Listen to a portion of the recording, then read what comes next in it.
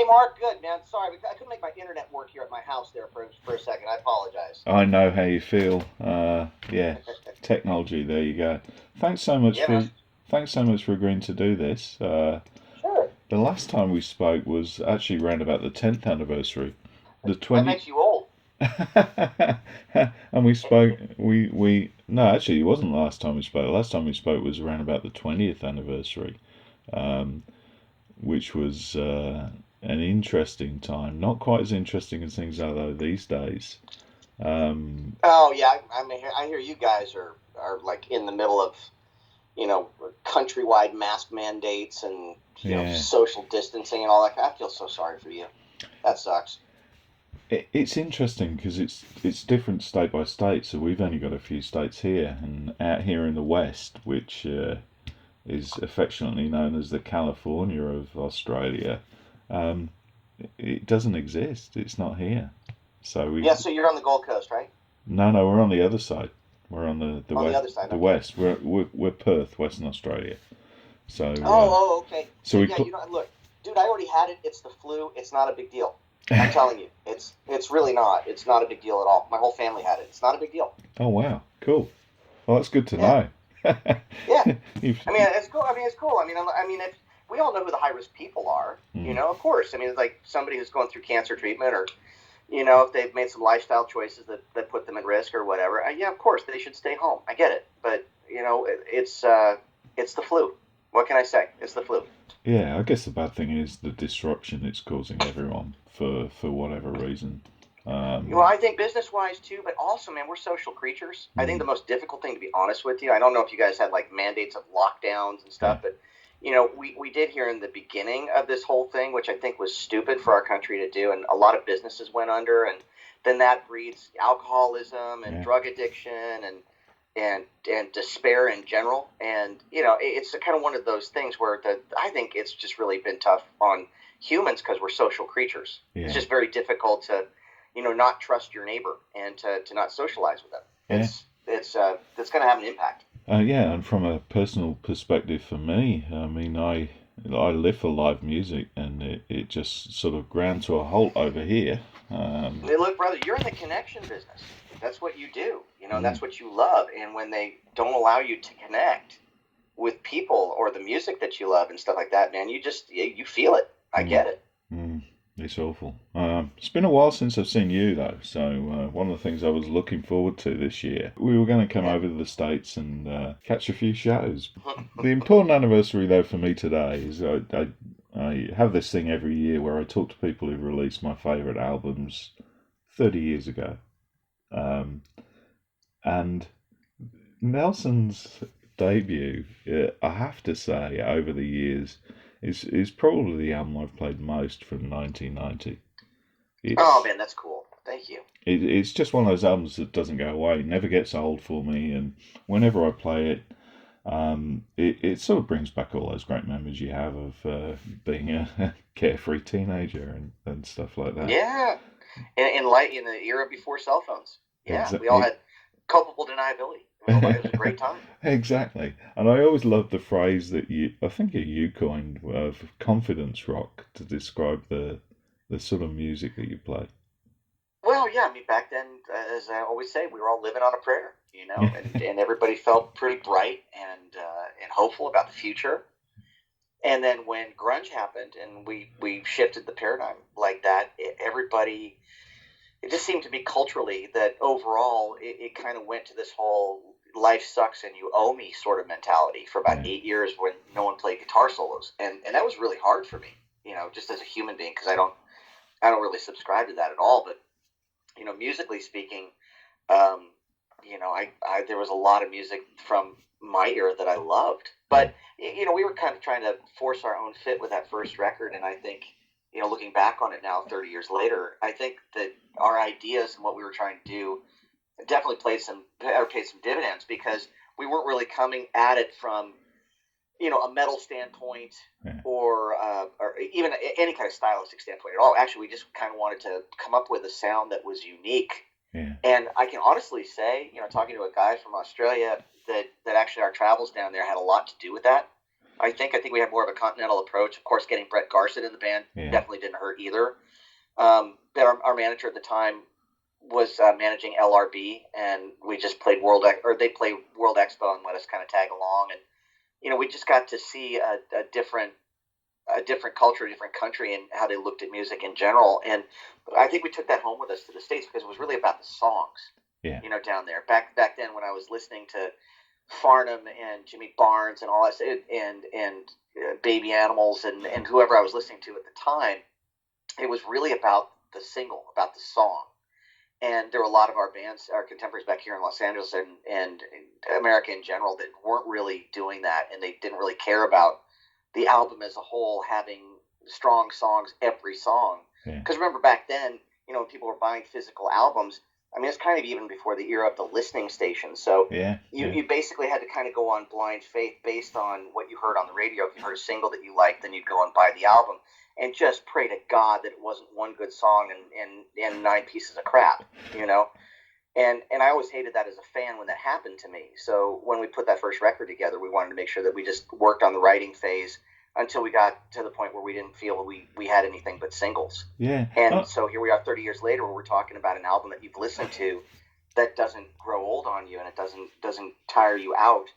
I would dare say it probably has partially to do with the fact that there are none of those dead moments in it. Yeah, it also is. I mean, it makes me feel good as well. It's an That's awesome. Uplifting sound. It's wonderful. Well, that's cool, man. That's what it's designed to do. Yeah, that's cool. Interesting you talk about the songs because the whole process with that was quite lengthy. I know that you spent time in Australia, and I also know that you spent time with Russ Ballard as well in the UK. Oh, I love Russ. Absolutely.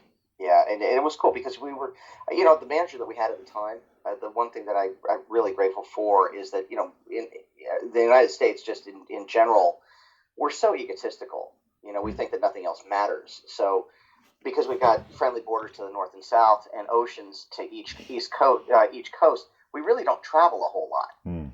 It's not like kids who grow up in Europe and stuff. So, we kind of grow up culturally in a bubble, and that definitely affects the music in general. And our manager at the time, being from Australia and managing Little River Band and finding Brett Garson for us from John Farnham's band, he just thought that travel was really, really important. And as a matter of fact, I wrote my very first song for Nelson that wound up on any Nelson record while we took our first trip to Australia. We were staying in Sydney, and we were in King's Cross. And it was really rough, and we were feeling very far from home. It was the first time we'd ever been that far away from home. And one night, hearing the sirens outside and the addicts stepping over each other and all that, I was missing my girlfriend. I kind of zoned out, and I started Everywhere I Go. Really? And wow. Yeah, and Everywhere I Go was actually written that night, and that was the first true Nelson song. Was that song, and it was written in its entirety that night.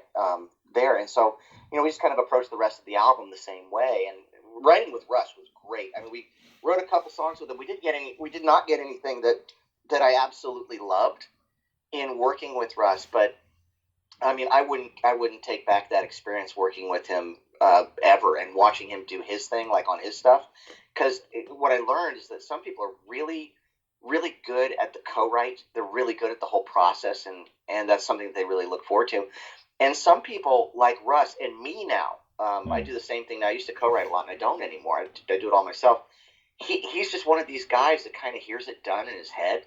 Yeah. And before you know it, he's got You Can Do Magic, or he's got Hold Your Head Up, or something, and it's all written. He's done it all himself and he hears like this little jukebox in his head playing, and he's just one of those guys. So, and also just, God, man, what an incredible guy. But talk about a rock star. We went out there, and he was living in a beautiful manor home in the English countryside, driving a gorgeous Rolls Royce, and being really humble at the same time. He was just an awesome guy. Yeah, and I think is that how it is that did actually make it onto one of the albums. Oh no, yeah. That was cool. Yeah, that was cool. I mean, I like that song. I do. I don't love it because I think we've done better, but I did like the subject matter. Yeah, and I thought it was honest. I thought it was an honest approach at it, but Sure, man. I kind of, in hindsight, wish we'd written something that was more along the lines of Argent, but that's just me. Yeah, hold your head up would have been Oh, yeah. would have been great. So Right? let's set the scene then. So I mean, there's lots of components to this story. One of them is that focus on songwriting. One of them, I guess, is the Australian connection. If we'll throw that in there, but also a really important part of it, I think, was Mark Tanner. Well, yeah. I mean, at the time, it's really cool that I've got a lot of perspective now. Hmm. Um, all these years looking back, and I'm not a kid anymore like I was back then. But here's the credit I've got to give Mark. Yeah. Mark, at that particular time, was trying to make it really as a producer writer in the music business. We found him quite by accident. We went to our friend Tom Vickers, who was working at A&M Music Publishing, and we had decided, Matthew and I on our own had decided that we just wanted to write a great album, but that was going to set us apart was great songs. And we had Tom play us a bunch of demos from all of his writers, and Matthew and I were making notes. We got about an hour of his time, and we kind of went through a verse and a chorus of 100 songs or so, and we put a little check mark by each one that we kind of liked. And the funny thing was, about 85% of those songs had one thing in common, Hmm. and Mark Tanner was that as a co-writer. Oh. So we thought, oh, well, then clearly it's we were going to like Mark Tanner. We had a rocky start, but we started writing together. Now, the blessing of Mark being a failed artist at that time and being somebody who did not have much of a success record was that he had plenty of free time. Yeah. And I don't know anybody else that would have devoted an entire year like Mark did of writing and recording us every single day. And Mark did. And we thought we were kind of like the Three Musketeers and all that. And it was really cool. I mean, in hindsight, Mark. I mean, I haven't talked to Mark in 20 years, and I can't even find him on the internet anymore. I've heard rumors that he's working in TV and film and doing stuff like that, and that was kind of a phase of his life. But at that time, Matthew and I were trying to recover from our father's death. We're trying to get a record deal and make a great album eventually and create a sound in the process. And Mark was just the right guy at the right place and the right time, who believed in us enough in being basically his ticket to paradise that he put the time in. And I'll always be grateful for that. Yeah. I mean, they always say reason, season, or a lifetime, and Mark was really there for kind of like a reason and a season, and alas, not necessarily for a lifetime. Yeah, it's. I mean, it's a beautifully produced album, and I think it sort of like really fits the songs. The whole Geffen story. There's loads of rumors that I wanted to sort of like try and address of how things happen and stuff. I mean, I remember reading somewhere that you went to Geffen with about 56 song ideas, 56 demos. Is that? Oh, well, I mean, originally, Yeah. I mean, we had a ton of things, already pre-prepared and stuff in working for years in that moment. But we actually targeted John Kalodner because he was over at Geffen. He was a superstar A&R guy. And we figured that putting our first trip together was going to take a number of years. And most of the companies had these A&R guys that were there for 3 months, 4 months.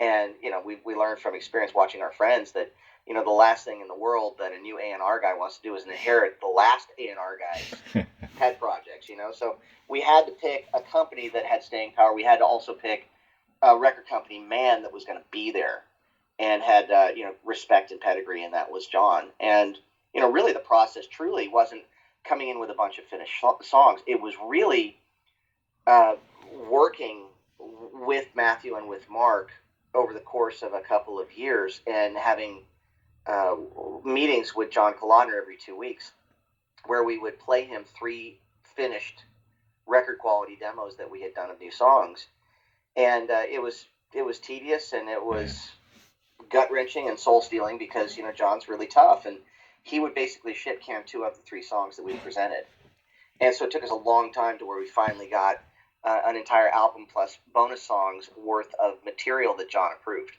And the course of that was about 2 years to get that done. Yeah, it's a long process to make an album. I don't think people appreciate that. There is that story as well of the clincher being when you came to him and played acoustically your what turned out to be first #1 record. Well, that's the thing that's really always served me and Matthew. We figured out that like all of the doors that have opened in our careers and our lives really centered around the two brothers singing together with a couple of acoustic guitars. And you're right, we actually got our record deal. We had $76 in the bank to our name, and we had just written a song called Love and Affection, and we were really excited about it, but we were also quite desperate because John was taking forever. I mean, he had us to like a kind of development deal. He gave us like 10 grand like 2 years earlier, and so I'm going to develop you guys. And Matt and I we were just broke, and so we had written a song. We wanted to play it for John, and our managers at the time were like, don't go in there and don't risk doing this live for him because we've got him on the hook now, and one slip up and you're going to screw the whole thing up. And Matthew and I overrode our managers. We busted in on John in his office, told him to sit down, shut up, and listen. And then we played him Love and Affection. And he got done, or we got done. He just basically paused for a second, and he reached over and picked up the phone and called business affairs on speed dial and said the Nelson deal is a go. Cool. And he hung up the phone and he looked at me and Matt and he said, for 2 years, I've been waiting for you guys to do that. I was wondering when you were going to stop listening to your idiot managers and just come in here and throw down. He said, because, when you guys come out having a pedigree and stuff, there's going to be a lot of scrutiny on you. And if you didn't have the balls to do what you just did with me, you weren't going to be able to stand up to the press or anything like that. So that's what actually impressed him. And, then, of course, we make this record. The record's ready to go. It's not yet released. And the Milli Vanilli scandal happened. Yes. And they see, people see me and Matthew coming along. They think we're Milli Vanilla. And no one believes that we're real because the image was what it was. So then we had to take those same acoustic guitars and go to all the radio stations, starting from the really tiny rural ones to the big ones over the course of a year, just going into the morning shows and playing and singing live to show these people that we actually were real. We weren't fabrication.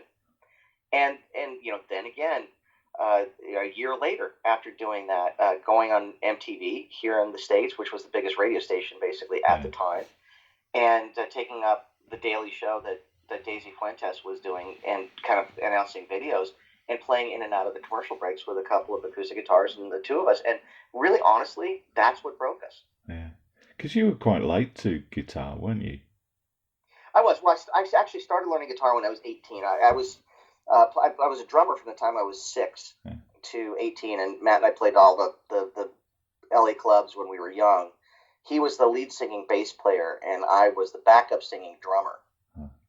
And basically, my being a guitar player came from two things. One, I literally had a dream that Matthew and I were up at the front of the stage together, singing together, playing guitar together. That was one thing that we needed to do that to be successful. But the other thing was, actually three things. The other thing was, I hated the disconnection and the distance between me and the audience because I was so far back. I mean, I loved playing drums. That was fun and all, but, I never feel like I could connect. And, of course, the guitar player always gets 30% more chicks. But we never really seemed to be able to find a singing guitar player that I really liked. And I got frustrated eventually, humming ideas to these people that would be playing, these pickup bands with us and stuff and feeling underwhelmed. So it was just easier for me at that point to take a year off, spend that year kind of, again, recovering from my father's death and doing an intensive where I played guitar 10 hours a day, every single day for a year, and then made the After the Rain record. Wow. Fantastic. So the album's out. It's been released. It's going down the storm. As I say, all those things like MTV and stuff obviously helped. One thing I always love to know is how did it actually feel when you were #1 on the charts, #1 on the Billboard charts? Are you ready for this? It's not going to be the answer you expect. Yeah. Terrified. I actually felt terrified, to be honest with you. Now, I that elation that you would expect, that thing you do moment when they hear their song on the radio for the first time and they're screaming, running down the street. I really did do that the first time I heard my song on the radio. That was awesome. But months later, when I got the phone call that it had gone #1, I was really surprised because my first response was, "Oh shit! Now what?" Yeah. Where can it go from here? Yeah, I mean, it's like you're 22 years old, and man, I'd been so focused on the outcome that I realized in that moment I'd spent absolutely no time outside of the intensity actually enjoying the ride. Yeah. It was like one big blur. And so for me, that whole now what moment was, well, it hasn't given me the peace that I thought it was going to give me. It hasn't given me the happiness, but also not the vindication that believing in that particular dream or goal and being told I couldn't do it from everybody, from my teachers to my mother. It didn't make me a happier person or feel more settled in any way. I didn't feel calm, and that was very scary for me because I realized I'd been fooling myself into thinking that having a number one single was going to, make me a better person, a happier person, a whole person. So that was actually a pretty heavy concept to come to terms with at 22. Yeah. But fortunately, it was a ride that lasted about a year and a half longer after that, and before the musical landscape changed and all. I mean, we really were living the dream. We gave up a lot to do it, but I wouldn't take it back for all the tea in China. Yeah. What was the actual recording process like? Was that something that was enjoyable? Because I know, I think it was Cherokee in LA, wasn't Well, it? Cherokee was for to be honest with you, we put more time into recording that record in a little demo studio called the Green Room in the middle of the San Fernando Valley, a little Fostex 16-track recording thing. Most of the time was really spent in pre-production doing the demos of the songs, all of the arrangement work, all of that stuff. There was a record that we put out a number of years back called Before the Rain, and it was a collection of all of the original demos from the After the Rain album. And when you listen to that, what's remarkable about that is how incredibly similar those original demos were to the final product. Yeah. It's pretty crazy. So, the process at Cherokee, by the time we got to Cherokee, to be honest with you, the record company had hired engineer David Thoner, who had just done the Aerosmith record, because they wanted to feel like they had somebody that they'd had success with it behind the console. Yeah. Because Mark was not an engineer.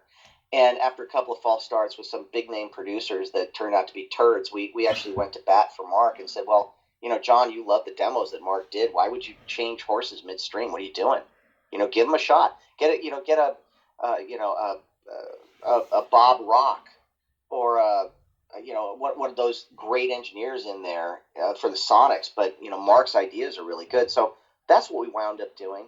And by the time we got into that studio, because we'd already put so much work into the demos, honestly, I think Mark was kind of over it at that point, to be honest with you, like the whole process.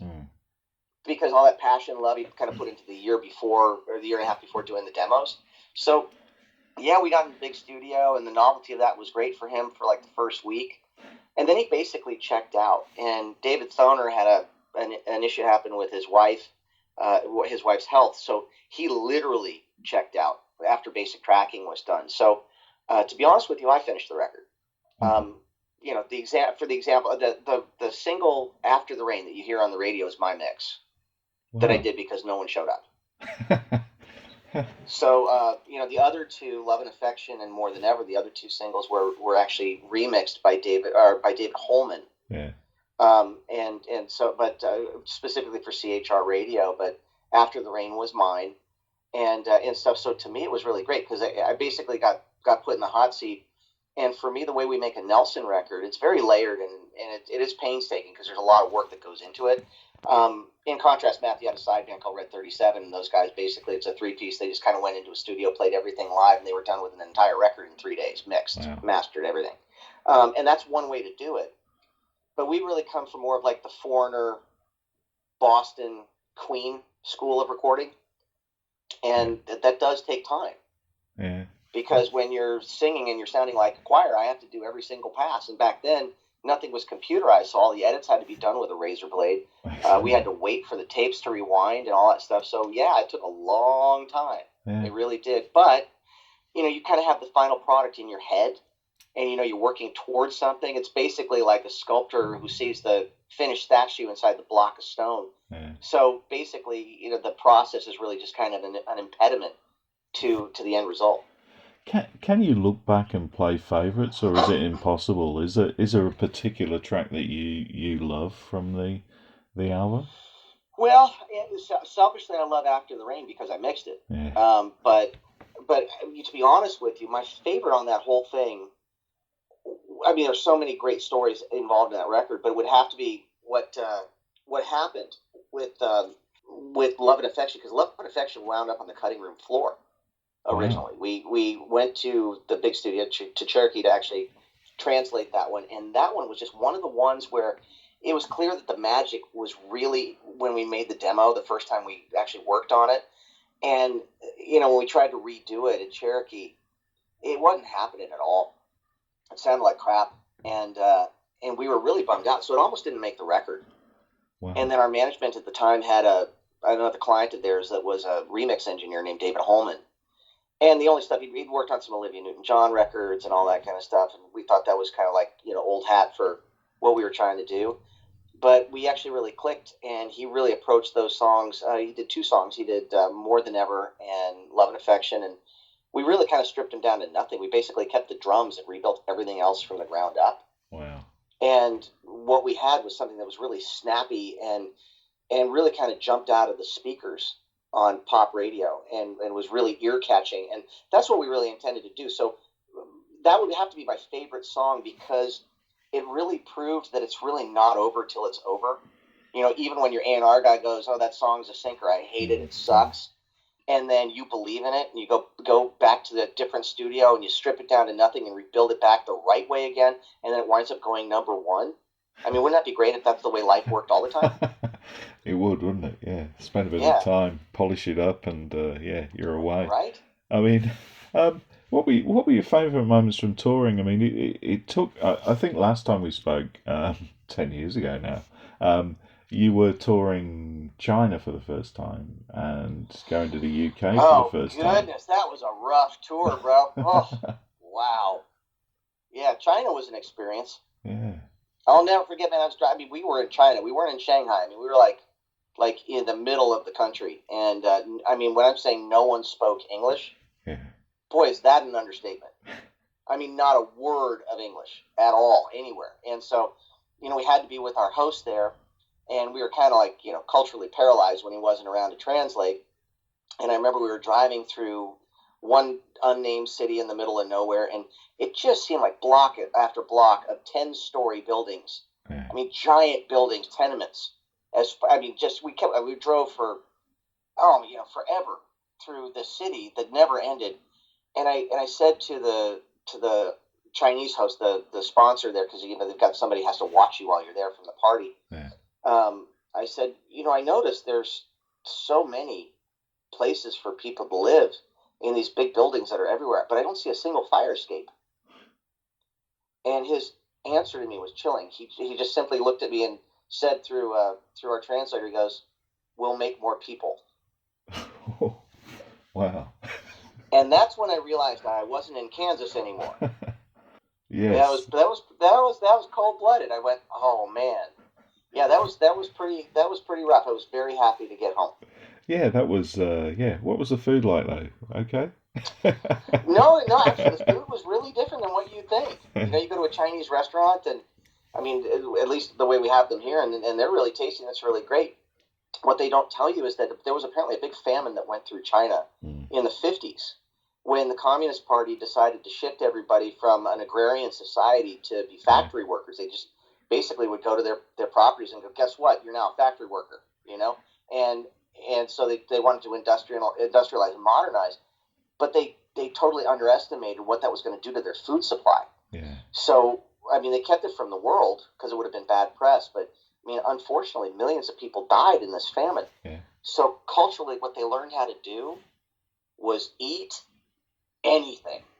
And I mean anything. Yes. Okay, Yeah. so even when we went to the restaurant in the hotel, and it was supposed to be a nice hotel there, they had things like fish eyes, bird feet, things like that. Yeah. And I was just curious. I mean, because they were considered delicacies, I guess, but it came from the famine where they had learned how to find palatable all the refuse that the wealthy class left Yeah. behind. Yeah. I mean, it's interesting, isn't it? It's always really eye-opening to travel the world and see Isn't it things though? from. It so makes you appreciate home, doesn't it? It does, yes, definitely in cases like that. The interesting thing for me about the Nelson story is the fact that after all that success, after the number one, and as a fan, this was really hard to take, and after the success of the singles, um, it was 5 years before the next album came out. Yeah, it wasn't our fault. Yeah. Wasn't our fault at all. We actually made 3 albums in that 5 year period of time. We got completely screwed by the label. Yeah. We really did. I want you to imagine, okay, here's what happened. When we first released our record, we were not being supported by the label. We were actually the second choice. Their priority band at the time was a band called Little Caesar, which never happened. Yes. They put all their money and time into that. I mentioned that Matthew and I went, what's that? I was going to say, I talked to Ron about his story the other day. I love Ron. He's a great guy, but he got screwed too. He did. But we actually had broken our record, as I said, outside of the label machine because they didn't prioritize us by doing that work on MTV. And so, our record is climbing the charts. Everything's all, well and good. And basically, we made the label $30 million at the time.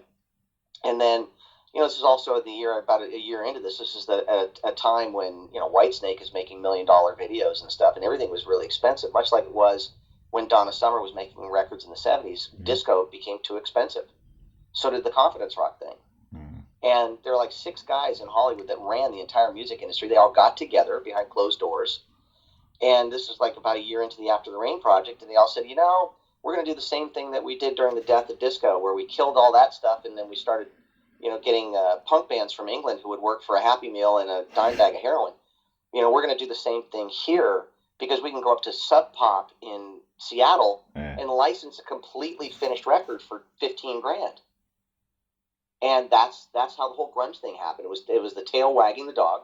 It was all engineered. It wasn't organic. I'm not saying there wasn't some good music in that era, even though I still can't understand a single word Eddie Vedder sings.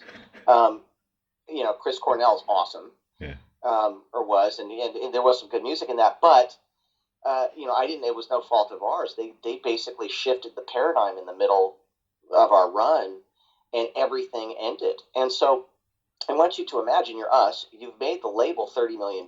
You've had 4 number one singles, five MTV number ones. Everybody in the world knows who you are, but you've completely changed the kind of music that you are marketing, and you've made the old school confidence rock thing the enemy to all the people you're now marketing to. You've flipped your entire cast of characters who work at the label. They're now 19 years old. They're all from Seattle. They hate everything that Nelson represents, which they felt was, excess and, bloated rock and roll and poncy rock stars and stuff. So, overnight MTV stopped playing confidence rock things. And if it wasn't from Seattle and wearing flannel and heroin addicted, you didn't get to hear it, So you're Geffen. We've made all this money for you. You can't drop us from the label.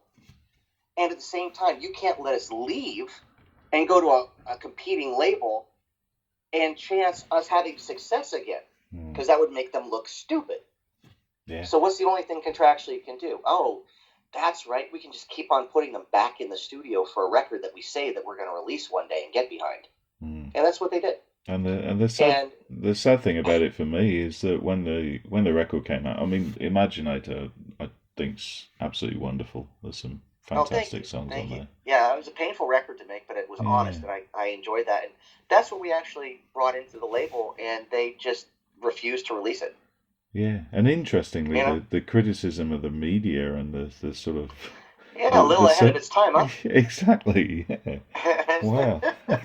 Well, it was a response from us because we actually saw what the whole fake news media does to individuals. And we saw that, starting when there were a whole bunch of rumors that were fabricated by the American press when our father's plane went down, citing drug abuse on the plane as the cause for it, which was, of course, completely made up and untrue. And there was nothing we could do about it. And then, of course, we saw the flip-flop with the same press that were fighting to get us on their shows or on the cover of their magazines overnight. We're not returning phone calls. Yeah. Through no fault of our own at all. It just happened that way. So, yeah, I mean, we made that record as a response to it, and because of that, it was really uncomfortable. But it was prophetic, and it was honest, and I don't regret making it. a little pissed that Geffen didn't release it because they should have. Mm. They said, "Oh, it's way, way, way too heavy," and then of course 2 months later, the Black album came out from Metallica. Exactly. So they should have done it, but it's okay. Really, ultimately, what was going on is that their whole agenda had changed.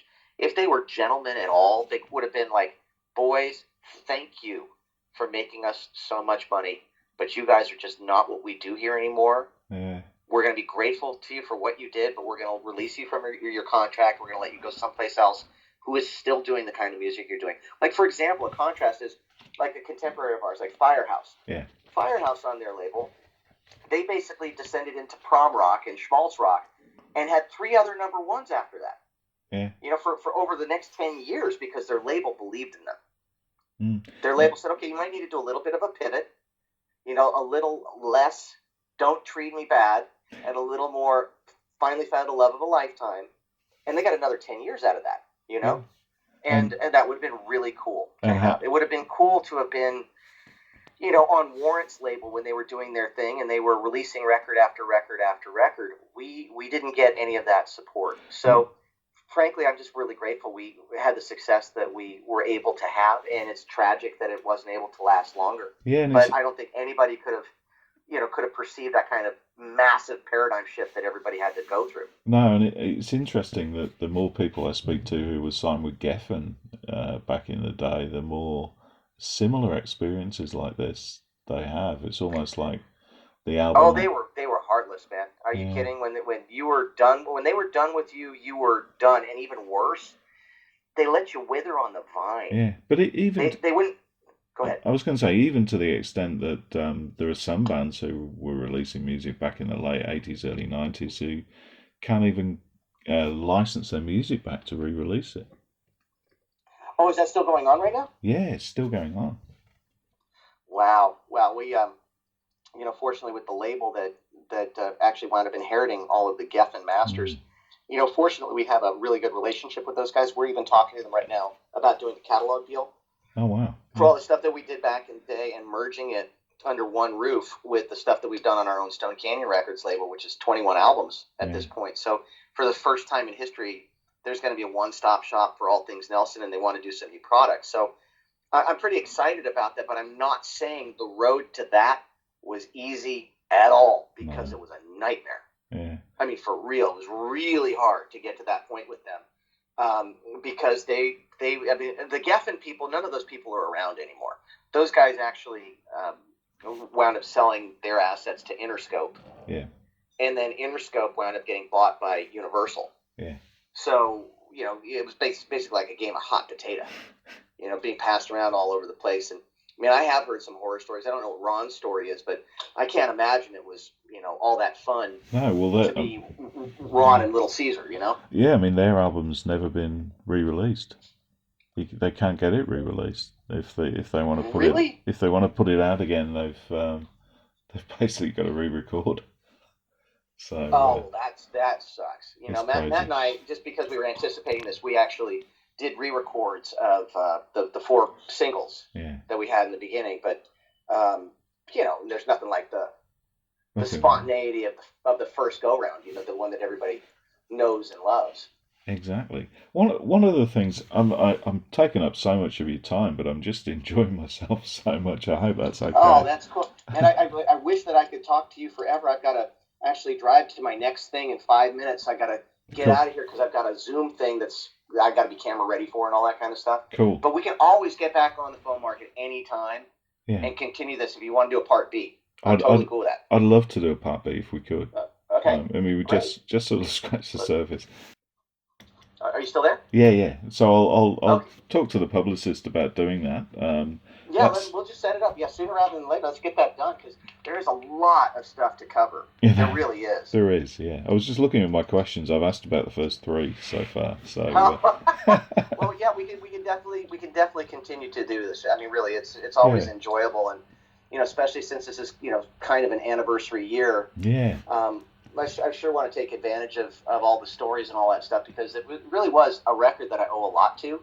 Yeah. And got the whole story started for us. Were you planning something big this year, a big tour?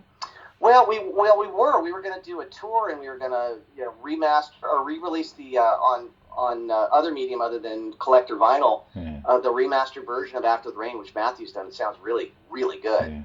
And we were going to do all that stuff. And then, of course, the pandemic happened, and we have to kind of sit back and kind of wait this whole thing out and see where the dust settles. Yes. It's a little annoying, but the good news is that same record company that we were talking about, Universal, they basically told us that they're looking at, and I think the industry is to a large degree, is looking at this whole year as kind of like the year that didn't happen. Yeah. So like anything that was an anniversary this year, we're going to get the leeway to do the 30th anniversary next year. Cool, that's fantastic. And so that's what we're planning on doing, and we'll do some. We're going to do some really nice things. Like we'll probably make a package where those first 4 videos are going to be in one package and accessible, and cool. The demos and all that stuff. It'll be pretty cool. Looking forward to it. I'll have to try and get you down here. Thank you so much for your time. Yeah, I'd love to do a part B, so I'll be in touch. Consider it done. Yeah, just talk to Melissa and let's put it on the books. Okay? I will do. Thank you so much, Gunnar. It's been Mark, been thank wonderful. You. It's always a pleasure, mate. Thank you so much. No worries. Take care, mate. See you. You see you. Bye-bye. Bye.